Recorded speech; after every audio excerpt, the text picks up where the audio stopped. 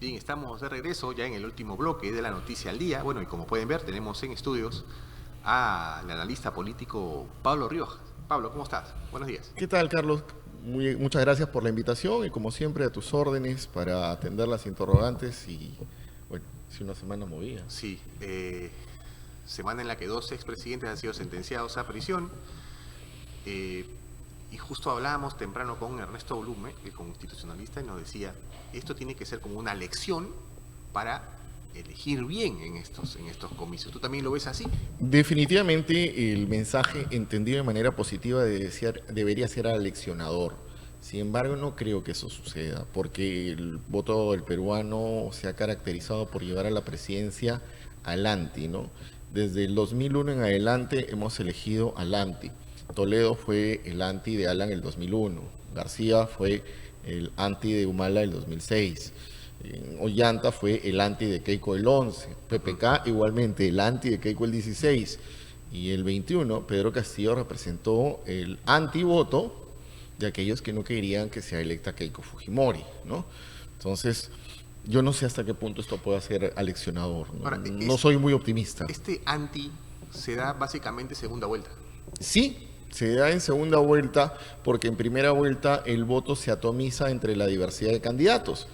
Pero en esta ocasión, nuevamente otro récord para los peruanos, vamos a tener casi 3 docenas de candidatos presidenciales, lo que significa que el pase a segunda vuelta va a ser con una votación probablemente no muy alta. Recordemos que en números sólidos, Keiko Fujimori sacó 11% y Pedro Castillo 14 y algo, casi 15. Ya quitando los blancos y nulos llegaron a 19 y a 14 cada uno, pero es una votación muy baja. Sí.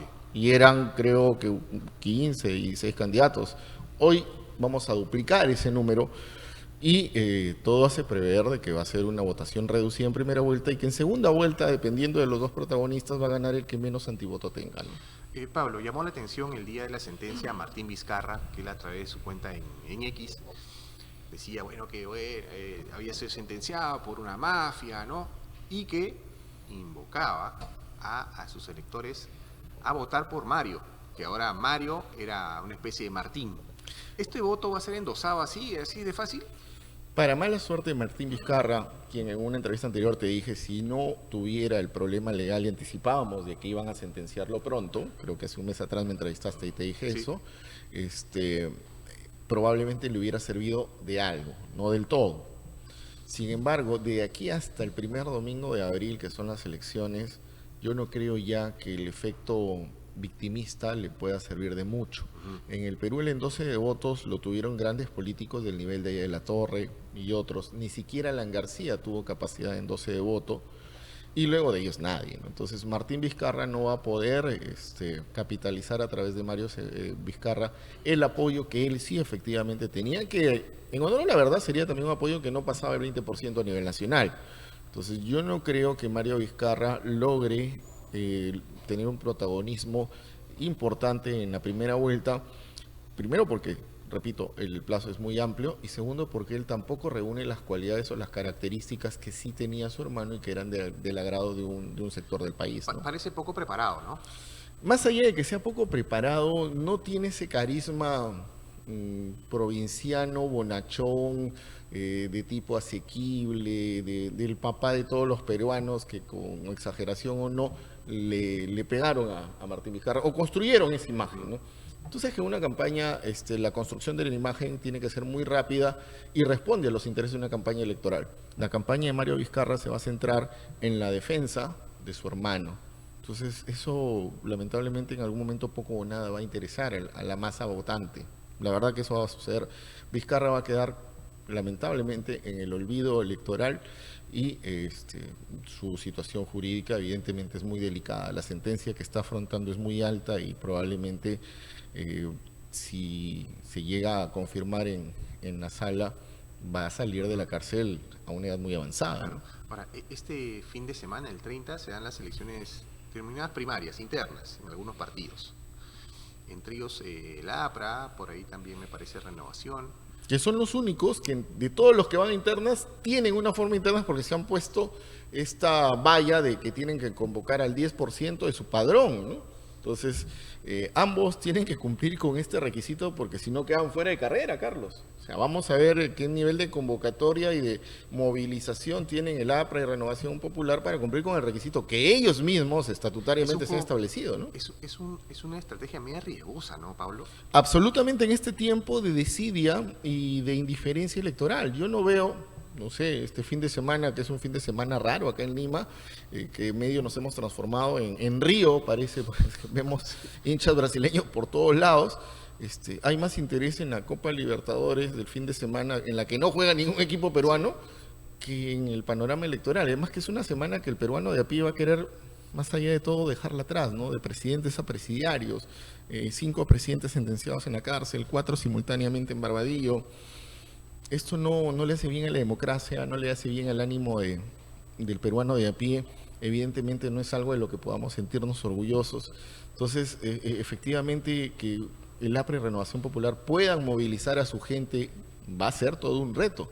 Y vamos a ver pues en qué termina la historia. En el APRA, 15 candidatos presidenciales, me parece bastante. Más parece una elección de su secretario general que de su candidato presidencial. Sí, es increíble, ¿no? La cantidad. Pero se decía que el APRA era una radiografía del Perú.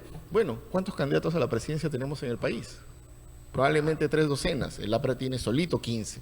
Entonces, lo que nos demuestra que en este momento la política está demasiado fragmentada, ¿no? El ímpetu político no llega a puntos conciliatorios, hay mucho enfrentamiento, mucha divergencia, y la campaña electoral los va a profundizar. Pablo, tú has dicho una frase que me ha llamado la atención, de presidentes a presidiarios. Se vuelve eso algo cíclico, ya casi está sintomático. ¿Cómo se llega a una situación así en el país? ¿O cómo nos pueden ver desde afuera? Bueno, desde afuera definitivamente. Es una materia de estudio, ¿no? Yo que soy medio noctámbulo para trabajar, revisaba las páginas web de los principales medios internacionales y todos están absolutamente sorprendidos. Somos un caso de estudio. No existe o sea, la novedad en el mundo es que un presidente vaya preso. Ojo, en Francia con la orden de que ¿Macron? el anterior primer ministro tiene una sentencia por 5 años. Álvaro Uribe tuvo sentencias de detención domiciliaria en Colombia que la Suprema finalmente revirtió, y eran noticias pues Bolsonaro en Brasil. Bolsonaro en este momento en Brasil, pero son noticias casi cataclísmicas al interior de estos países, ¿no? El Perú no está en eso. El Perú tiene 5 presidentes y prácticamente desde Fujimori en adelante todos han tenido el mismo destino. Falta Dina Boluarte, que se acaba de ir, y los únicos 2 que no tendrían mayor problema es Merino, porque no estuvo ni una semana, y Sagasti, porque en verdad es muy caviar como para que lo denuncien por algo. Pero bueno, no es algo de lo que nos vamos a sentir orgullosos, pero la verdad que el empleo del presidente de la República es un empleo de altísimo riesgo, porque la diferencia de presidente a presidiario solo es una cuestión de tiempo entre el intervalo de dejar el cargo e ir a la cárcel. Claro, y en estos presidentes que vemos incluso en pantalla ha sido la misma historia, ¿no? De Palacio, años después, pasas a Barbadillo. Con esta... Ojo, somos el único país que tenemos un penal exclusivamente para expresidentes de la República. Sí, pero eso también habla de que, o sea, quieras o no, la justicia tarda, pero sí les llega. Hace más de 20 años, cuando yo era todavía un estudiante que terminaba la carrera de Derecho, en los grupos de estudio, me gustaba mucho en ese entonces el Derecho Penal, que me sigue gustando, por cierto.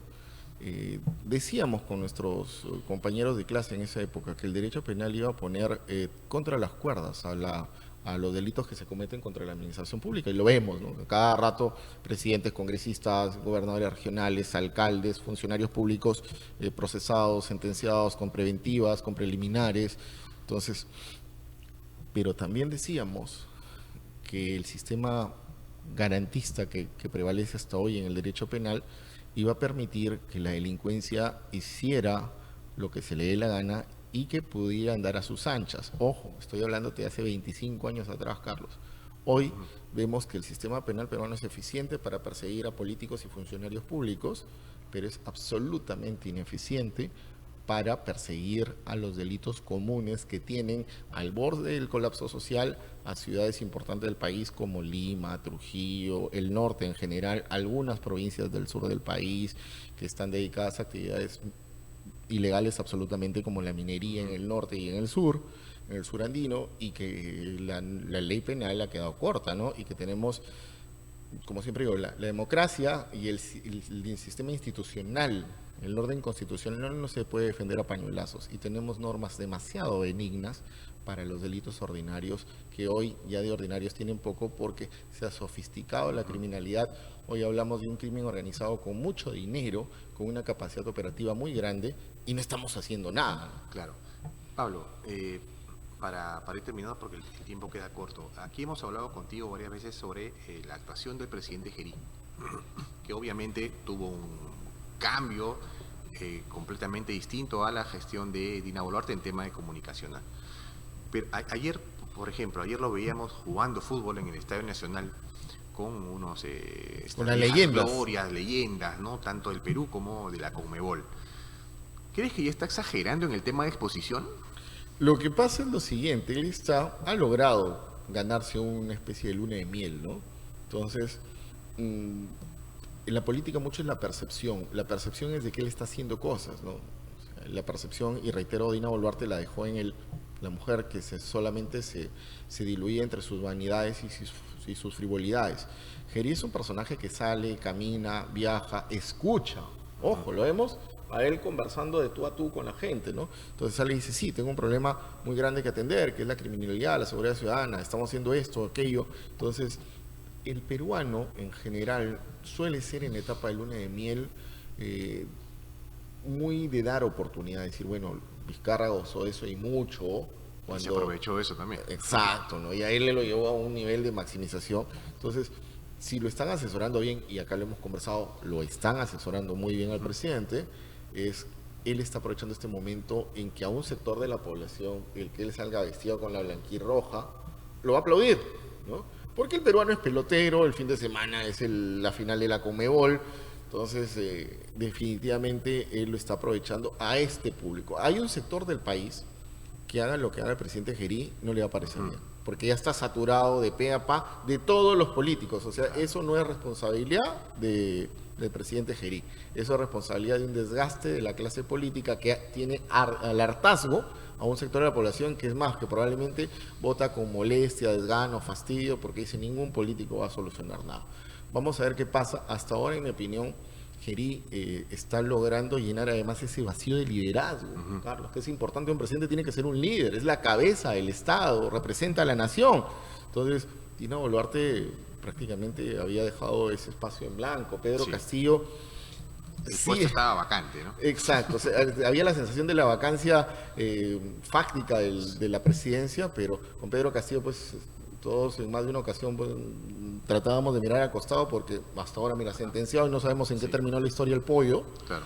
Apagamos la tele muchos, ¿no? Exacto, entonces ahora tienes a un presidente que sale, da la cara, enfrenta, y al que sensatamente, con que nos controle el tema de la criminalidad y prepare todo el Estado, que ojo, no es de solamente Dina Boluarte, viene desde la época de PPK, viene en picada, Carlos. Funcionalmente el Estado peruano ha venido en picada ya hace casi 10 años, y con que él prepare el camino para que el siguiente gobierno pueda empezar no bajo cero, va a lograr tener un caudal político hacia adelante. Y lo dijimos, José Gerí no está pensando en el 28 de julio del 26, él está pensando en el 28 de julio del 31. Sí, bueno, veremos pues cómo va, cómo se sigue comportando el presidente con estas apariciones ya frecuentes. Pablo, siempre es un gusto tenerte en estudios. Gracias, Carlos, y como siempre a tu disposición. Bien, estuvo con nosotros Pablo Rioja, analista político, con quien hemos conversado sobre esta situación, esta semana política bastante movida, política y judicial bastante movida en nuestro país.